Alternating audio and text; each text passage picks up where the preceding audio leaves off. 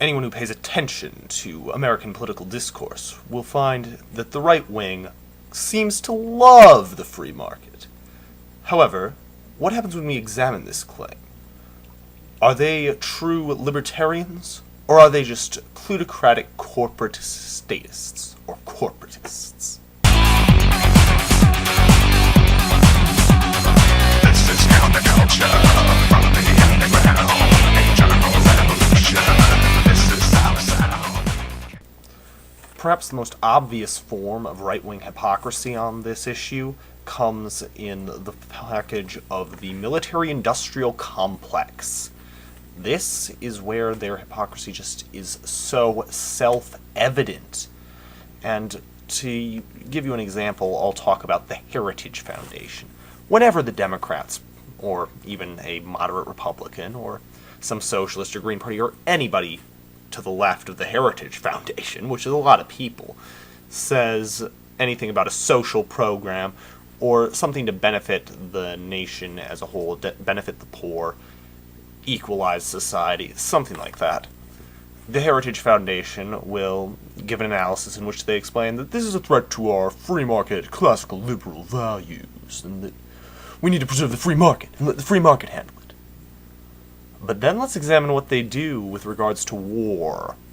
They were among the architects of our invasion of Iraq. And in our invasion of Iraq, we hired a ton of war profiteers and military contractors on no-bid contracts.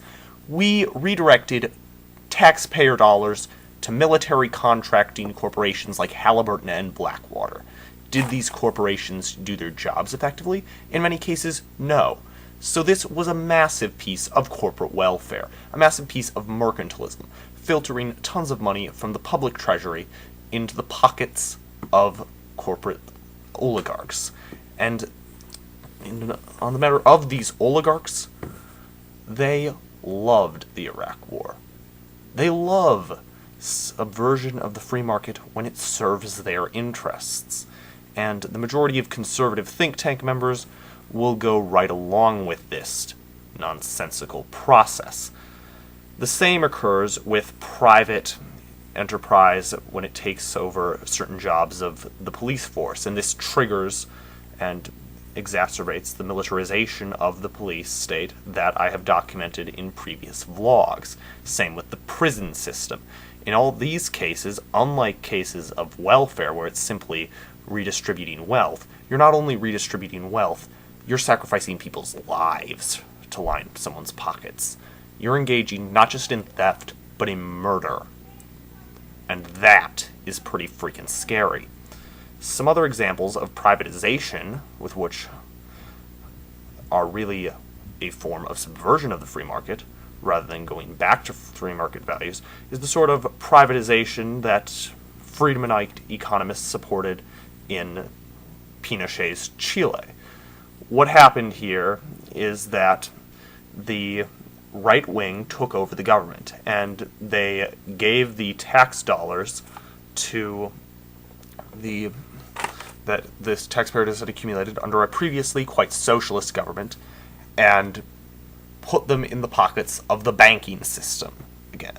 So it's not as though they're just giving it directly back to the taxpayers. You're engaging in your own form of theft. Only in this case, it's a corporatist theft. And these are the Friedmanite Chicago School economists, the people who call themselves libertarians, who implement this sort of thing? No. That's failure. It doesn't work for a free market. It may work for your interests, but don't call it a free market. Or, on the other hand, we could talk about what real libertarians think, not the mainstream libertarians, not the conservatives, but the crazy Ludwig von Mises, Murray Rothbard anarchist types. Karl Hess, a colleague of Murray Rothbard, argued in 1969 that real free market libertarians don't just have to reflexively defend anything that's called property. He said, the truth, of course, is that libertarianism wants to advance principles of property, but that it in no way wishes to defend willy-nilly all property, which is now called private. Much of that property is stolen. Much is of dubious title. All of it is deeply intertwined with an immoral, coercive state system which is condoned, built on, and profited from slavery, has expanded through and exploited a brutal and aggressive imperial and colonial foreign policy, and continues to hold the people in a roughly serf-master relationship to political economic concentrations.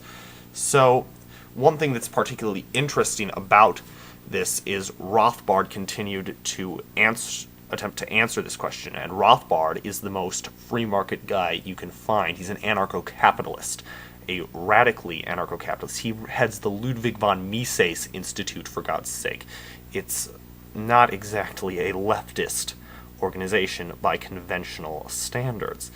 Rothbard attempted to provide an answer. He claimed that state property should be treated as unowned at first, and then homesteaded, which is to free market theorists like Rothbard, the way from which property rights over things like land are accumulated. In the case of things like utilities and public services, he'd say that this should be turned initially into consumer cooperatives. Universities could be turned into student co-ops or faculty co-ops. State-owned industries and highly state-subsidized industries should be turned over to their workers as workers' collectives at first democratically operated.